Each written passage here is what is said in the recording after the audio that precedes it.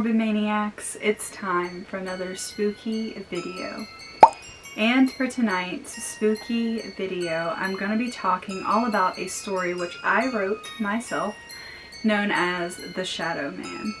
Now, I just want to point out that all of the little creepypastas that I create, I base off of things that have actually happened in my life, like paranormal experiences that I've had in my own life. But I kind of just add my own little twists to them and create them how I want them to go. Growing up, it wasn't unusual for me or my sister to visit our grandmother. We would pack our bags and spend the night with her almost every weekend. It is one of my favorite childhood memories. I recall one summer night, we were doing our usual. My sister asked our parents if she could stay the night with our grandmother. My mom agreed. They had asked me if I wanted to go, but I wanted to stay home and play with my toys.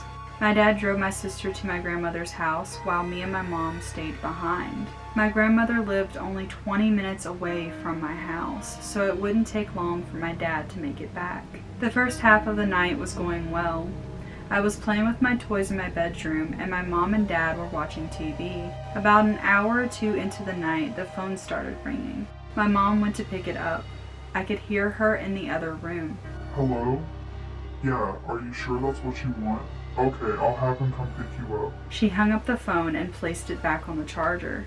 That was Rosie. She doesn't feel very well and she wants to come home. My dad sighed and began putting on his shoes and grabbing the car keys. Okay, I'll be back then, he said, giving my mother a kiss on the cheek and heading out the door. Me and my mom stayed behind. The clock was ticking and my dad and sister were still not home. 20 minutes had gone by. At this point, it was pitch dark outside.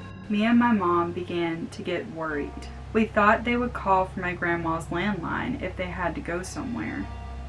Our minds began racing with worrisome thoughts, and we started picturing all the different scenarios that could have happened. My mom called my grandmother's house at least 20 times but had no answer. Soon, an hour had passed and there was still no sign of them. I'm gonna go look outside and see if I see them, my mom said to me, slipping on her flip-flops. Can I go? I asked, an anxious and nosy little girl. Yes, but put your shoes on, she replied to me. I stuck on my sandals and followed my mom out the door. I couldn't see the road from our yard as we had a huge tree blocking the view. It was a very rural area and no one really came into our neighborhood. In fact, we were the last house, and where we were at that time of night, it was really dark. We lived right beside the woods.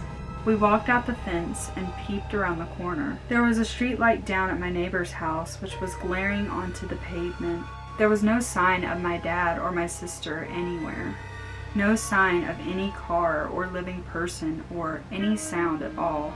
I'm really worried about them, my mom mumbled under her breath. We walked back inside and sat for another 10 minutes. When that time had passed, we walked outside and peeped around the corner again. This time, there was something off in the distance. It was a figure, but it wasn't just any figure. It wasn't solid like an actual person. It was completely translucent.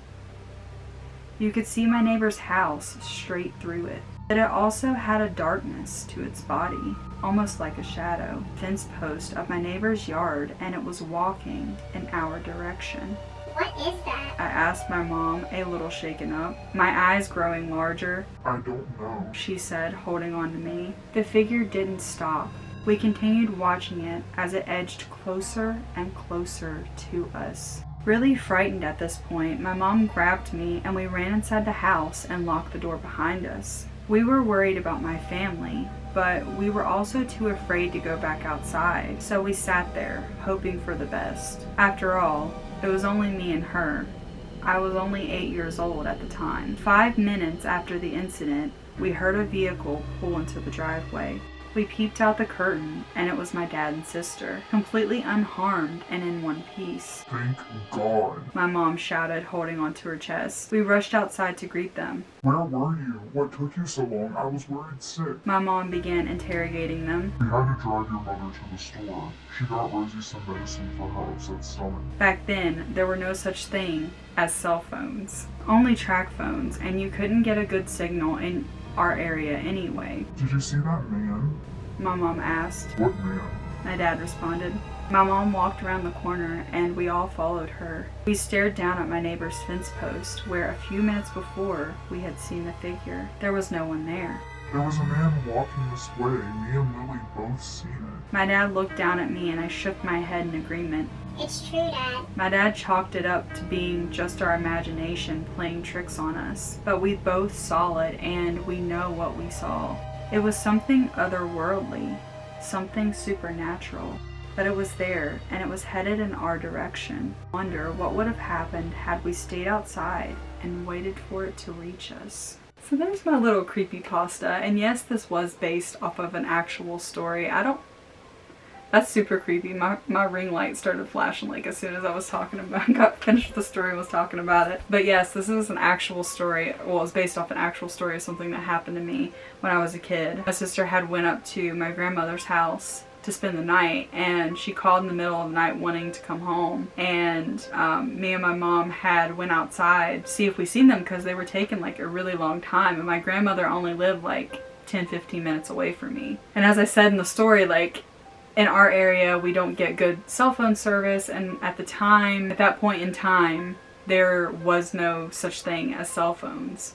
So like we couldn't call them to see if they were okay, and we were super worried about them. So we went outside to check on them, and down at the end of like what's now my dad's home, it used to be my grandparents', at the fence post there was a figure which was walking towards us, and it was a shadow person. And I'll never forget that. That was like one of the very first paranormal experiences I think I've ever had. It was really creepy. Let me know though if you guys would like to hear more like scary stories or creepypastas, if you would like for me to write more creepypastas and talk about them on my channel. I love writing these creepy stories, and I hope you guys enjoyed this video. If you did, please give me a big old thumbs up. Subscribe to my channel if you have not already and become Morbid Maniac. Also be sure to hit that bell notification, that way you get notified every single time I upload a new video. And be sure to head on over to my second channel, Mel Vlogs, where I will be posting all of my vlogs, all of my new ASMR content. And I love you guys so much, and I will see you in my next one.